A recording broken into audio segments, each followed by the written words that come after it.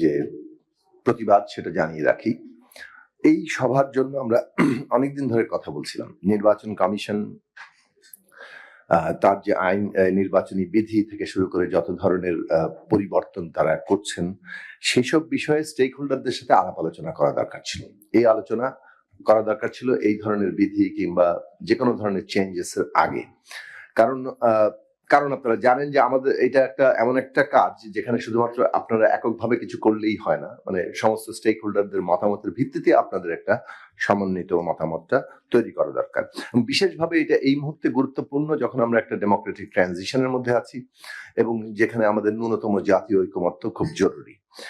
আচ্ছা, দ্বিতীয় প্রশ্ন আসি যে আমি এটা একটা আহ্বান, নির্বাচন কমিশনের ক্ষেত্রে যতদিন ধরে নির্বাচনী ব্যবস্থার সাথে আমরা যুক্ত হতে চেষ্টা করেছি দল আকারে, আমরা নিজেরা ভুক্তভোগী। 2017 সালের 30শে ডিসেম্বর নির্বাচন কমিশনে আমরা আমাদের নিবন্ধনের জন্য আবেদন করেছিলাম।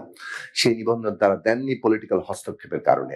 তারপর আমরা উচ্চ আদালতে গিয়েছি এবং সেটা 19 সালের এপ্রিলের মধ্যে আমরা রায় পেয়েছি। 30শে জুনের মধ্যে আমাদের নির্বাচন কমিশনকে নিবন্ধন দেওয়ার জন্য বলা হয়েছিল। সেই নিবন্ধন আমরা 2024 সালের 5ই আগস্ট রক্তস্নাত গণ অভ্যুত্থানে উৎখাত হওয়ার, এই হাসিনা সরকারের উৎখাত হওয়ার আগ পর্যন্ত আমরা পাইনি।